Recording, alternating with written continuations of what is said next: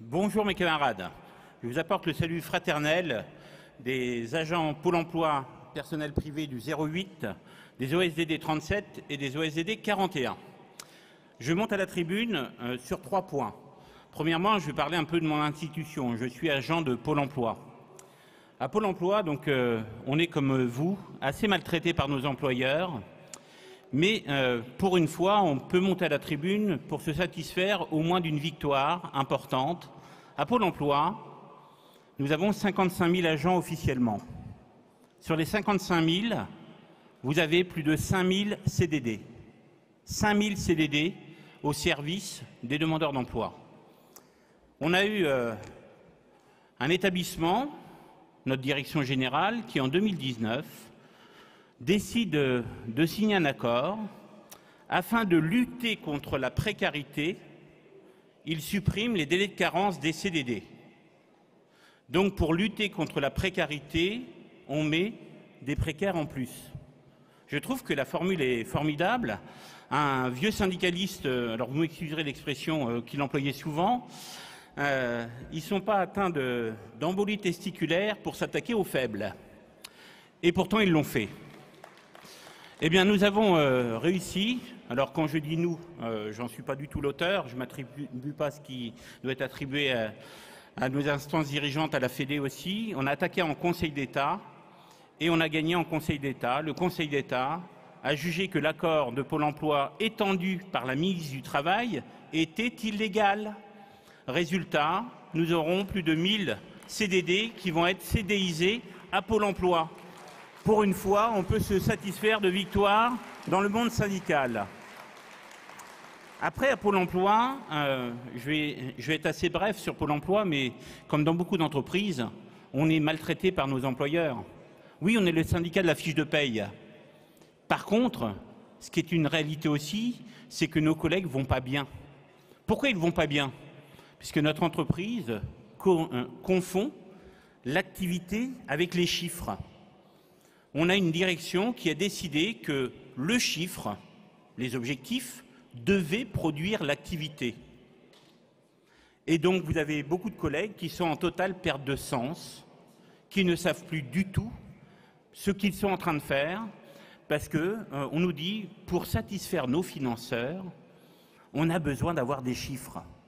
Donc, on invente, on demande aux gens de faire n'importe quoi et de ne plus être au service de ceux pour qui on doit être au service, les usagers, qu'ils soient demandeurs d'emploi ou entreprises. Deuxième point de mon intervention, depuis le congrès de Villepinte, j'étais plus jeune, j'avais moins de poids. Alors le poids, je parle comme ça. Ceci dit, depuis le congrès de Villepinte, je monte à cette tribune inlassablement pour dire que notre confédération doit s'occuper du sort des demandeurs d'emploi. Nous devons nous occuper du sort des demandeurs d'emploi pour une bonne et simple raison. C'est qu'à l'heure actuelle, on nous fait pas mal de billevesées. On nous dit, regardez, l'emploi repart à plein. On a un ministre du plein emploi.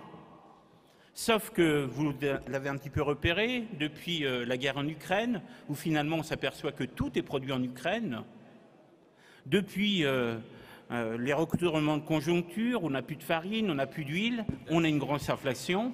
Beaucoup d'entreprises sont en train de se dire, mais est-ce que je vais continuer à recruter? Ça a été dit hier, on continue à donner quelques milliards d'aides à des entreprises qui, pour la plupart, ne s'en sortiront pas si on stoppe les aides.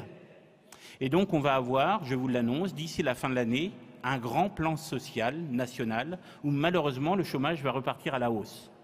Donc on a besoin d'avoir une confédération qui se préoccupe pour beaucoup de nos anciens camarades.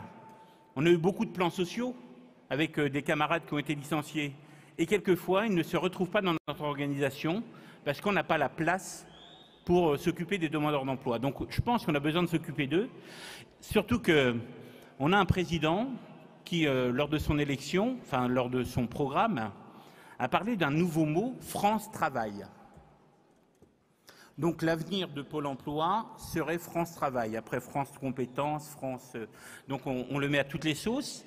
Par contre, alors c'est Hubert Raguin qui ne va pas être très content. Je vais citer un film à la tribune, je m'en excuse. Mais dans un certain film avec des magiciens, il y a quelqu'un dont on ne devait pas citer le nom, Voldemort. Et pourtant, c'est les demandeurs d'emploi, bientôt, on va peu pouvoir citer leur nom. Parce qu'on va les appeler des privés de travail et pas des privés d'emploi. Or, il y a une vraie différence entre le travail et l'emploi. À l'heure actuelle, quand on passe à la tribune, on pense aux salariés privés d'emploi. On ne passe pas aux salariés privés de travail. Et derrière chaque mot en France, il y a une vraie signification. Et le mot travail est employé à dessein par notre président de la République qui entend juste une chose, c'est déstructurer le monde du salariat. Et je le rappelle, s'il n'y a plus de salariés, on aura peut-être du mal à avoir des syndicats de salariés.